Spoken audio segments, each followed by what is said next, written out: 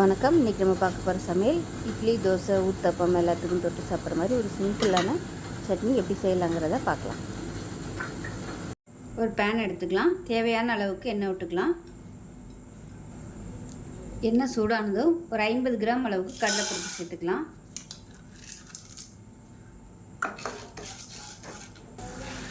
கடலைப்பருப்பு நல்லா பொரியுது. இதில் 4 காஷ்மீரி மிளகாய் வத்தல் சேர்த்துக்கலாம். இது கூடவே ஒரு 8 பல் பூண்டு சேர்த்துக்கலாம்.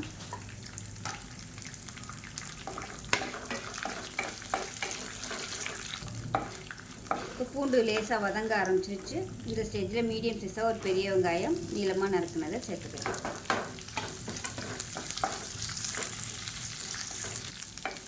வெங்காயம் நல்லா வதங்கிருச்சு. இதில் மீடியம் சைஸாக 2 தக்காளி பொடியாக கட் பண்ணதை சேர்த்துக்கலாம். தக்காளி வதங்குறதுக்கு உப்பு சேர்த்துக்கலாம்.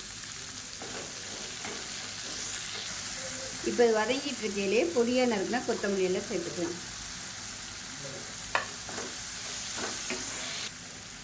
இது எல்லாமே நல்லா வதங்கிடுச்சு. இப்போ இதில் 1 டேபிள் ஸ்பூன் மிளகாத்தூள் சேர்த்துக்கலாம்.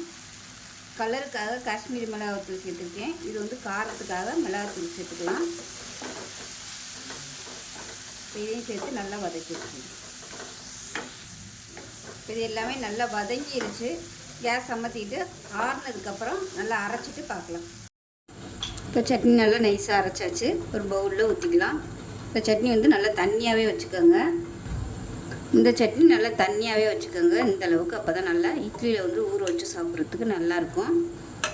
இப்போ இதில் கடுகு, உளுந்து, கருவேப்பிலை, பெருங்காயம் தாளித்ததை இதில் கொட்டிக்கலாம். அவ்வளோதான், அருமையான சட்னி ரெடி ஆகிடுச்சு. இட்லி, தோசைக்கெலாம் சூப்பராக இருக்கும். செஞ்சு பாருங்கள். செஞ்சு பார்த்துட்டு எப்படி இருந்துச்சுங்கிறத சொல்லுங்கள்.